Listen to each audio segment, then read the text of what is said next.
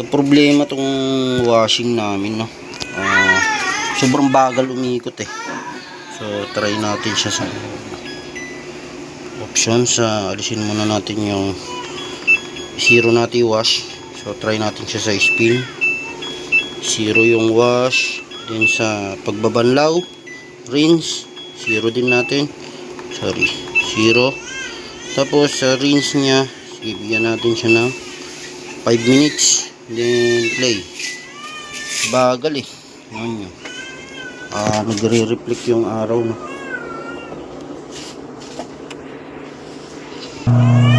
Ayan, oh. Bagal, oh.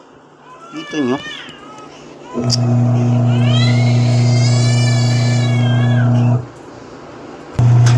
So ayan, kung makikita nyo, malakas yung motor eh, oh. Ang lakas ng ikot ng motor. You know? So ang problema, yung belt na talaga may katas, may tagas na siya dyan. Hindi lang siya masyadong makita, pero ang problema niya dun sa may pinaka rotor shaft, dun sa may no, may tagas siya. Nababasa yung fan belt. Nababasa yung fan belt. So pag umikot yung motor, dumudulas na lang siya. Hindi na niya mapihit ng maganda tong spinner. So try natin kung paano baklasin natin yung goma. Sigurado yung goma dito ang may problema. Goma. Ayan yung problema ng sa amin, oh, media yan, oh. Ayan, oh, kitang-kita nyo naman, oh, basa, oh. Nagkatagas siya dyan sa taas. Lumulusot na yung tubig dyan, nababasa na yung fan belt. Gearbox. Kailangan baklasin to, siguro yung gasket.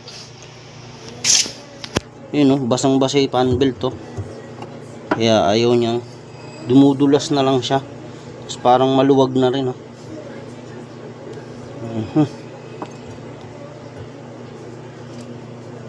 Sagad. I-adjust na lang to. Pwede pa naman to i-adjust yung na-adjust naman yan, oh. Papunta doon. So try natin itong baklasin. Right, for today's video natin, magpapalit tayo ng media na yan, 9.5 kilograms, model MA 200W95. Yan. So lahat ng kamukha ko ng media. So ito, panurin nyo tong video na to. Bago natin i-review to, bibigyan ko muna kayo ng konting background bakit ako nagpalit. So nakikita nyo yan, nagkaroon siya ng leak sa may oil seal. So ang akala ko madali lang to baklasin. Then may bearing pa to dito. Ang hindi ko po alam kung paano paghiwalayin tong dalawa na to. As you can see, may ulo to. Then may ulo din dito.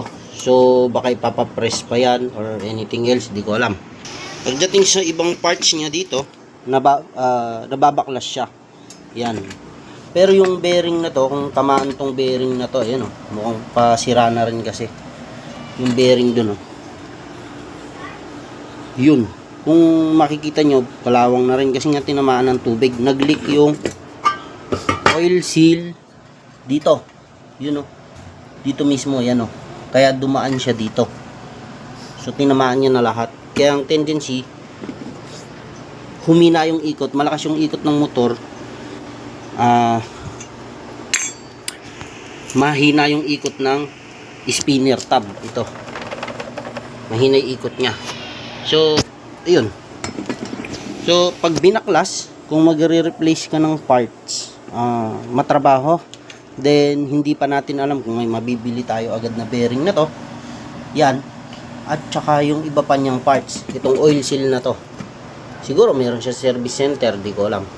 Okay, pero para sa akin, kung gagastos ka na lang din, magpapagawa ka, babayad ka ng labor, bili ka na lang ng bago na gearbox. 1.3 lang yung kuha ko sa akin, 1.3 yung buo na to. Yan, oh, bago yan, 1.3 lang yan. So ang sukat niya, wait, sukat, kuha natin yung mga comparison niya. So sa haba niya, yan 37 cm. Yan, 37 cm.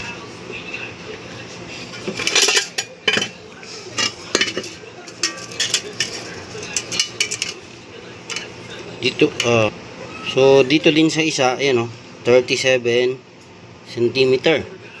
Then sa lapad, then yung lapad niya, you can see 20 cm yung luma, and then sa bago natin is the same lang. Sa mga butas, kinonfirm ko na din siya. Okay na, may mga butas-butas niya yan. Ito lang na may mga importante dyan.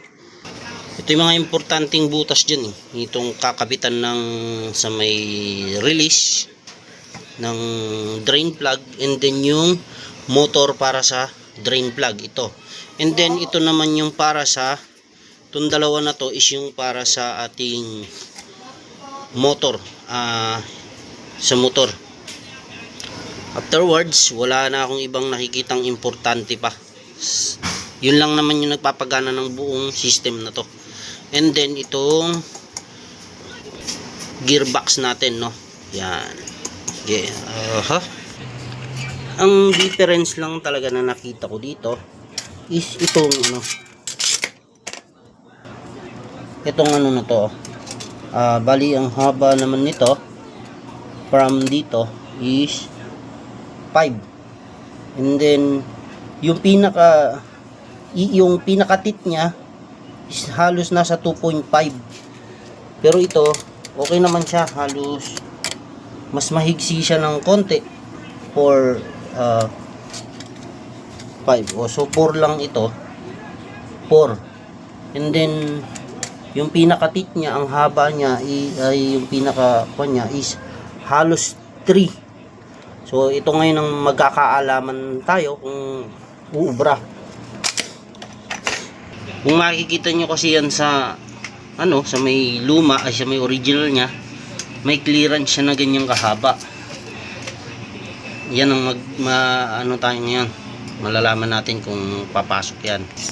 Sa may bago naman natin, okay naman siya, pumasok naman. Medyo hindi lang siya nakaupo dito, pero palagay ko bakal naman yung nandun. Para sa akin okay na yan, okay na yan. Hindi lang siya nakasagad dito kasi nga mas mahigsi ito, pero 11 teeth din siya. 11 teeth yan. So ayan, try natin ikabit para malaman natin kung uubra ba, mas mahigsi yung pulley niya or hindi. Ito lang talaga hindi ko nagustuhan sa design na to. Nakapix kasi yung drain plug na yan. So tendency na pipwersa siya. Hindi naman natin pwede bunutin kasi may pandikit yon, baka mabasag. So ayan, hirap tayo pasok. Then yung may tornilyo pa na isa sa likod na yan, bali mamanu-manuhin natin yun na halos ikabit. Mahirap siya ikabit kasi ito nakaharang to. Pero kung nabubunot sana yan, hindi tayo mahirapan, kaso nakadikit yan Kaya ayan, medyo lihis-lihis talaga konti. So ayan, naipasok na natin siya. May 4 na tornilyo yan, 1, 2, 3. Yun nga isa nandiyan nakatago dyan. Isa, 4 yan. So yan yung importante na butas. Tapos ito, tsaka ayun, so kung nakikita nyo, okay naman siya dyan. Pit naman, then yun para sa baba. Sa natin, motor natin, wala naman ako nakikitang problema. Okay naman sila, match naman.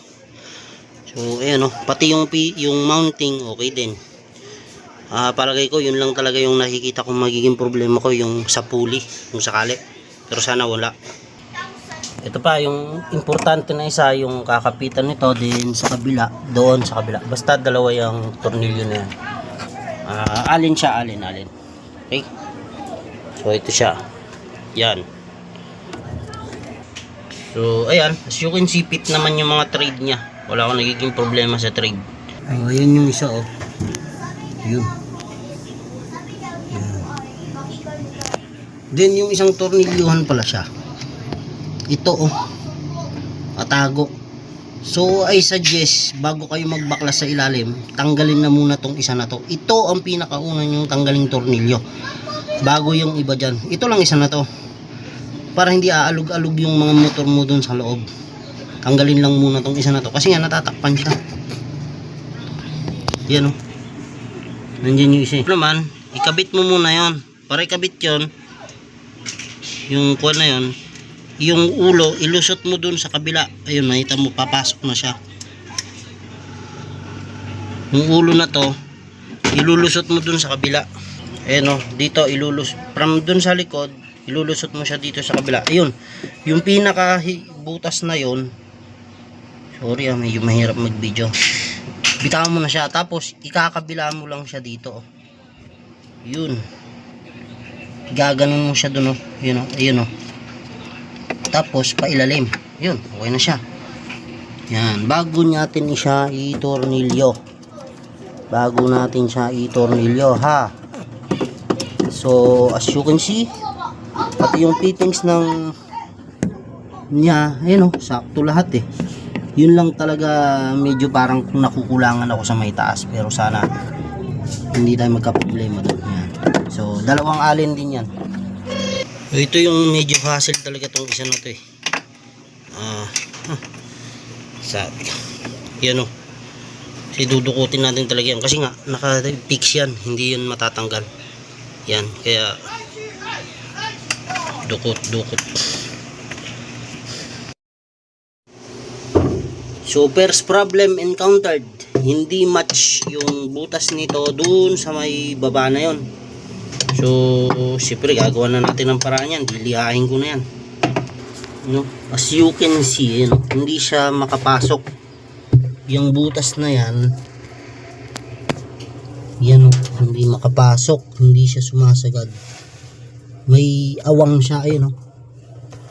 Hindi match yung butas nito. Hanggang dyan lang siya, parang binubuhat niya. Yan o. So, binaklas ko na to. May 4 na tornilyo lang naman to. Tsaka ito, 4, nakaklip lang naman yung parang plastic niya. So, kailangan bunutin. Ang naging problema is ito. Itong gilid na to, mas malaki siya. Hindi siya makasuot dito sa original. Malaki siya ng konti. So, solution, lihain natin, makapasok yung solution dyan. Para mas klaro, ito ang unang naging problema niya oh. Yan, ayun oh, hindi siya makapatok. Ayan. May espasyo, ayun oh, hindi makapasok dun. Ayun oh, pikit na pikit. Ayan, binunot ko siya. So, gamit to, paluluwang natin konti butas niyan. Kamay mo, teka lang, yung kamay mo oh. Yan ang ginawa kong diskarte para mapaluwang siya. Kasi hindi siya makapasok.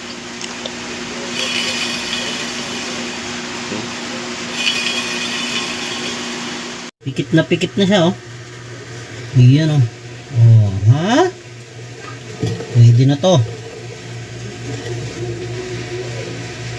Yan o. Oh, ha? Okay, kakabit na natin.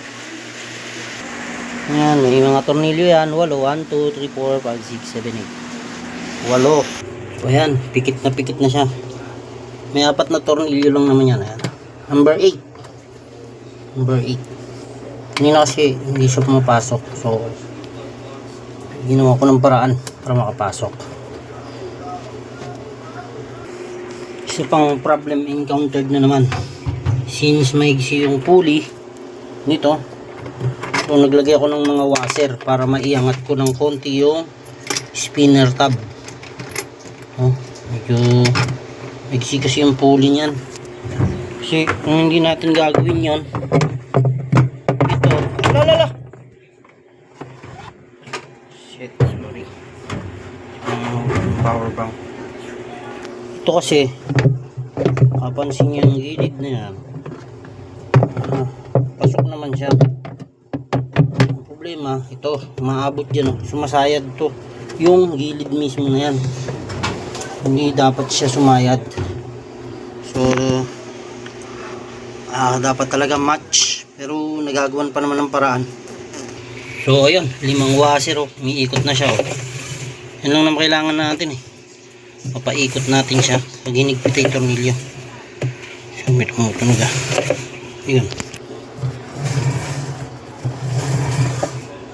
Kailangan magdagdag pa ng isa. Dagdag tayo. Pero parang okay naman na. May mga clip lang naman yan sa gilid. Tapos yan o. Tapos 4 na tornilyo. Yan, clip, tornilyo. Tornilyo, clip, clip. Mamatch nyo lang naman yan. So ayan, i-road test natin siya. So hindi ko kailangan muna ng ano. Hinay tubig namin, eh. So rinse, zero, spin, mga 3 minutes lang. So play.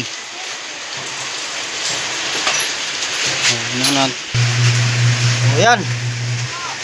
So as of now, snappy na may ikot ng spinner natin. So wala naman siyang aberya, no? Maganda, maganda. Kailangan na lang siyang matest ng ano, sa washing. Okay, okay. So marami lang siyang adjustment kasi hindi match yung shaft niya dun sa original. Pero as of now, nagawa naman natin paraan. O yan, okay.